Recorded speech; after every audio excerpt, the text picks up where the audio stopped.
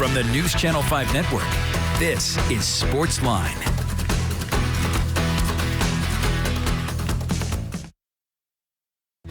Hey there, SportsLine on your television. Steve Layman here with you. Glad you are here with us tonight on News Channel 5+. Interesting weekend across the world of sports. Of course, here locally, we had Titans rookie camp, our first chance to see those 9 draft picks and several of the other undrafted guys out on the field wearing Titans colors for the first time. It was sort of an inauspicious beginning for Traelin Burks, the first-round pick, who struggled to even get through Friday's workout. He had to leave during drills early on, then came back, had to leave again during the team portion, was shut down for good for the day.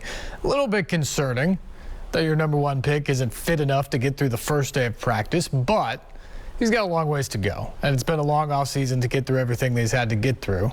And so, you know, you come to this point and you learn exactly where you are, and you have to get caught up to speed quickly because those guys got right into work today with the Titans veterans. So if they're not up to speed, they get left behind at this point. And ultimately, you're all competing for jobs. You're competing for spots on the roster, starting positions, things like that. And so I don't care who you are, whether you're Traelin Burks, whether you're a 6th or a 7th round pick, or whether you're an undrafted free agent. At this point, you've got to show what you can do, and it's all about proving it to your coaches and to your new teammates. And so those guys have to be brought up to speed this week. Overall, though, I think it was a good weekend for the Titans' new guys. A lot of guys came in there. They had good attitudes. I thought they were all impressive, just listening to them talk and how they interacted with the media during their times at the podium. That's not always the case over this weekend. Sometimes you really feel like the guys are a deer in the headlights of the bright lights of the NFL, so to speak, even on a practice day or a practice weekend, that sometimes it feels like it's a bigger moment than they're used to. I didn't get that here, and I haven't gotten that from Traelin Burks. He actually didn't talk to us this weekend, but in all his interactions with the media and talking to people, he seems like a guy who's comfortable with what he's walking into and believes that he can have success at the NFL level and doesn't feel that pressure necessarily, doesn't feel overwhelmed by the moment. I got the same sense this weekend listening to Roger McCreary and Malik Willis and Chig Okonkwo, Hassan Haskins. I felt like those guys believed they belonged right there. And they were comfortable in their own skin, given what they've done before in their career at the college level and elsewhere, to get set for this moment. And I think that's good, because that's part of it, you understand. You have to have the traits. You have to have the skills to perform on the field. But a huge chunk of it is what you got to do mentally, what you have to understand at this level, and the business-like approach that you have to take to every day as a professional athlete.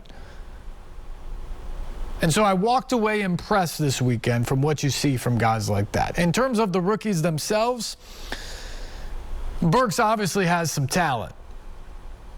He's got to get up to speed. He's got to get his conditioning up, but he's got some talent. I thought the defensive backs, both Roger McCreary, the 2nd-round pick, and Theo Jackson, the former Tennessee Vol, I thought they were impressive how often they were around the football. It just seemed like they were always breaking on balls. It's different because guys don't have pads on. A lot of it's 7-on-7 action, but still, a nose for the football is a nose for the football. And these guys seem to be around the ball consistently, which is a very, very good sign. You can't really get anything out of the linemen at this point when they don't have pads on. A lot of it is 7-on-7 drills. But I'll tell you what, Chig Okonkwo is a really, really good athlete. And he showed last year at Maryland he can be a pass catcher. And so I think he's a guy who could come in and give the Titans some surprising production at the tight end position. The question will be, that position for the Titans requires so much from the guys physically in the blocking game. And that's the thing when you look on film. He's certainly physically imposing enough to be a really good blocker. The question is, does he have the technique and the want-to do it? And that's the thing. They're going to have to get down to work. And Mike Vrabel said as much the other day. They're going to have to get down to work with him to work on the blocking. But his willingness to be a good teammate and his willingness to put in the work is there. So that's the starting point. I think Hassan Haskins looks shifty. I think Kyle Phillips has the potential to be a really interesting pick for the Titans that they got in the 5th round. He's a guy that can help them in the return game. He's shifty. I think he's going to be a slot guy that can get open for you and kind of be that safety valve on third down type situations. He's not going to be the star receiver. That's what Burks, that's what Robert Woods are for. But I think Kyle Phillips is a guy who could come in as a late round pick and really provide a spark for the Titans offense and be a guy that Ryan Tannehill wants on the field and looks to throw to in key situations. So that's a bit of a rundown of what you saw from the Titans rookies over the weekend. And now they get down to business. It is phase 2 of the offseason program. We get into organized team activities next week with guys actually on the field in front of us during those practice days as they increase the workload and they do more and more on the field.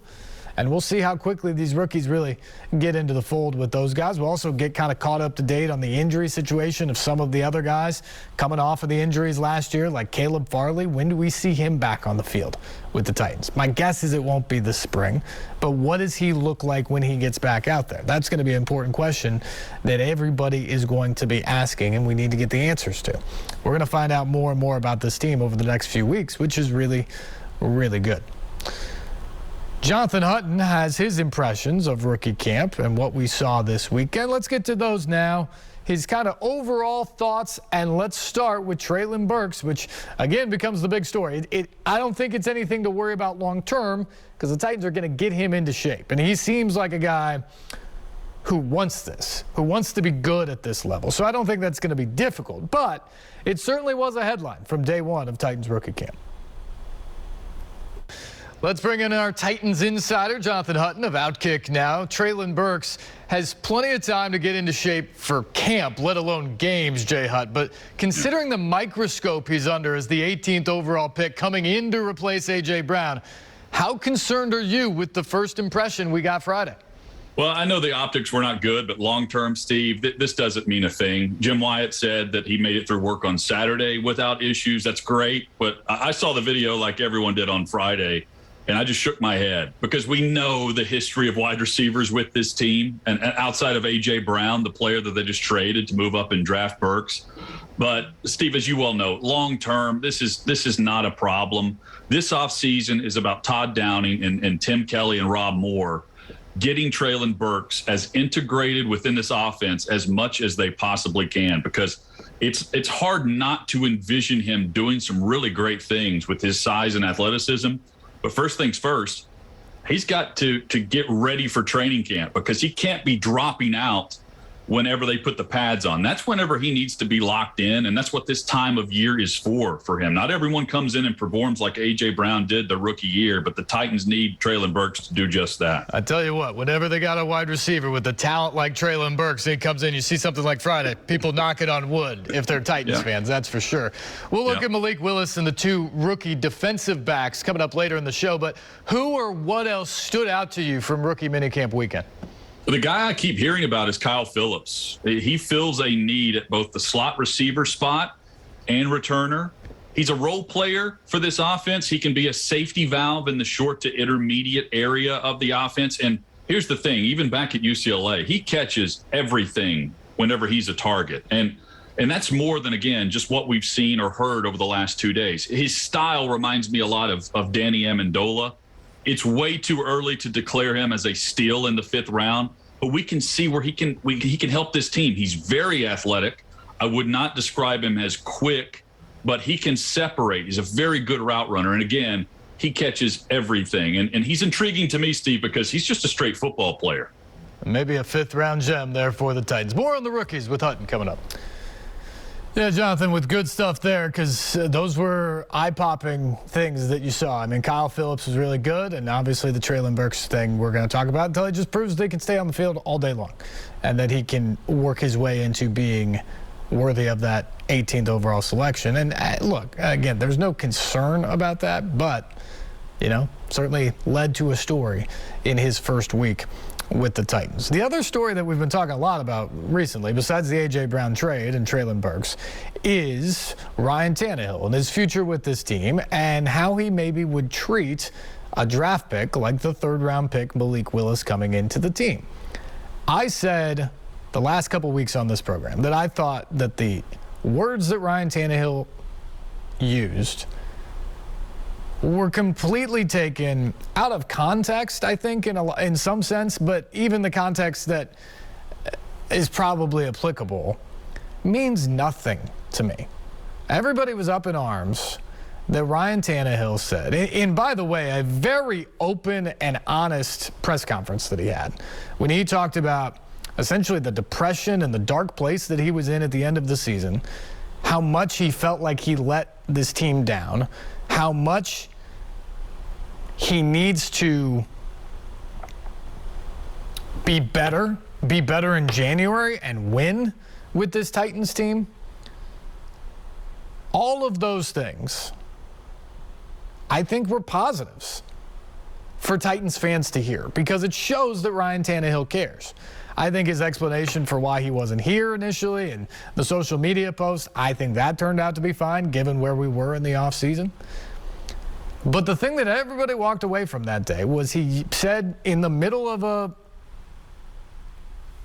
soundbite, in the middle of an answer in which he's saying, look, I think Malik's good. We're going to bring him in. We're going to be involved in the same drills. We're going to be in the same meetings. We're going to be doing the same things on and off the field. My job isn't to mentor him. And that's what everybody remembered. But we're going to do a lot of the same stuff. We're all going to be trying to do the same thing. And if he can learn from me, that would be a good thing. That entire answer seems a lot like what you would want a quarterback in the NFL to do. To welcome the challenge of a new guy at his position into the building. You're not going to go out of your way to hurt him, but you want to keep your job, right? You want to succeed, and you want to be the guy leading the team to victory on Sunday. That's what Ryan Tannehill said. You know, from a PR perspective, maybe he could have chosen better words than I'm not here to mentor a guy or that isn't my job. But that isn't his job. His job is to be the quarterback of this team. It's to be the leader of the football team. And as the leader, you have to work with some guys, including the guys in your own room. And by all indications, that's what Ryan Tannehill does. And even when he was asked about it, Mike Vrabel was kind of like, I didn't think anything about it. I thought Ryan was authentic and real with you guys, and his job isn't to do that. His job is to be the starting quarterback of this football team and lead us to wins. That's his job. And so I thought it was completely overblown. And guess who else thought that? Malik Willis thought that. And he talked about that during the course of rookie camp as well. He even pointed out that Ryan Tannehill had all the rookie offensive players over to the house for dinner and kind of welcomed them to the team, gave them some advice and all those sort of things. I mean, that's what you're looking for from your quarterback and your leader. And that's what Ryan Tannehill has given to the Titans every day since he's been the starting quarterback here. Which is why I think the hubbub, and I get it, we need stuff to talk about with the NFL every day of the year. It's just the business of the league. That's how popular it is. But I thought to take those comments to the place that so many people did, fans and media, was just unwarranted. If you want to criticize Ryan Tannehill for not being an elite quarterback, I think that's fair criticism. If you particularly want to criticize him for failing in the postseason for the last 2 years, that is fair game. He hasn't been good enough there. And I think everybody understands that, and we now understand what's on the line for him this season at the salary he is going to make, with the pressure that's going to be on him and seemingly the team around him. He's got to perform. He's got to rise to the occasion in that moment, or no one's going to believe. And quite frankly, he's going to be out of a job this time next year. If you want to criticize him for that stuff, that's fine.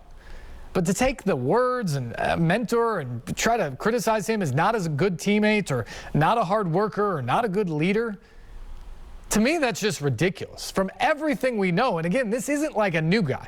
This isn't Traelin Burks showing up and his first impression being what happened over Friday at practice. This is a guy who has been required to say the most, required to be the most in the public of anybody on the team for the last 3 years, and a guy who's been out there every single game during that time. As other guys struggled with injuries, Ryan Tannehill played. I mean, he is a leader. He is a captain. That is what he does. And by and large, his play for the Titans has been an improvement over what they've gotten at the quarterback position for more than a decade before that. Again, the criticism that he's not elite or the criticism that he hasn't won when it really mattered in the postseason, that's all fair. And that's the stuff that really the only thing that matters now moving forward is, can he win those games? Can he take the next step in his career, which will allow the Titans to take the next step in their organizational flow? But the Malik Willis stuff, that was way overblown. He said as much. And here was Jonathan Hutton reacting with JB to Malik Willis. Oh. We bring back our guy Jonathan Hutton now. Jay Hutt, Malik Willis was drafted to kind of spice up the Titans quarterback room. Then he comes in here and says all the right things in terms of his relationship with Ryan Tannehill, and he looked pretty good on the field as well. After seeing him on the field and in a Titans uniform, what is your realistic expectation for Willis this season? Well, realistically, it is a developmental year for Malik Willis. He has a lot of the qualities that you want in a quarterback. I just don't think he's ready yet. This is a huge jump from where he's been at Liberty, structurally, I'm talking about. But he's going to impress in training camp. You can tell he has the leadership qualities and the traits to his game that will have Titans fans clamoring for more of number 7. He's the first guy on the field. The way he carries himself, he gets it. I loved watching the post-practice press conferences this week with him. It's going to be fun to watch him develop because he's going to be worth the price of admission to the preseason games. He is really quick. He has a big arm. And from what I was told about his work last week, he got here and was ready to go to work. This is a developmental time for him. Immediate expectations are not going to kill his young career by any means. And that's a good thing because he joins a pretty good team. And the Titans, because they're a pretty good team, that allows them to have some patience with their young QB. Yep, it's a good position to be in if you're Malik Willis because there is no pressure on you right now. It's just a chance to come in and learn. And there is a learning curve for him because, for example, over the weekend, he had some issues getting the center quarterback exchange because he played his entire college career out of the shotgun at Liberty. So just simple things like that. Going into the huddle, calling out plays when you're used to being a no-huddle offense, getting the center QB exchange and getting it down where there's never a ball on the turf. Those are the things that you have to absolutely master to be an NFL quarterback, and it's up to him to figure that out. And so he doesn't have a whole lot of pressure on him unless something happens to Ryan Tannehill. Either the play is atrocious and they have to move on quickly, or Tannehill gets hurt. And fortunately, Tannehill's been very durable since he's been here in Tennessee. It's a chance for Malik Willis to show what he can do, chance to learn, and try to get prepared for when his time comes, whenever that may be. Our phone lines are open, 737-7767, the number. Much more Titans talk here. As rookie camp gets done, they move in with the vets as off-season program continues, moving into phase 2, and then OTAs next week. This is SportsLine on News Channel 5+.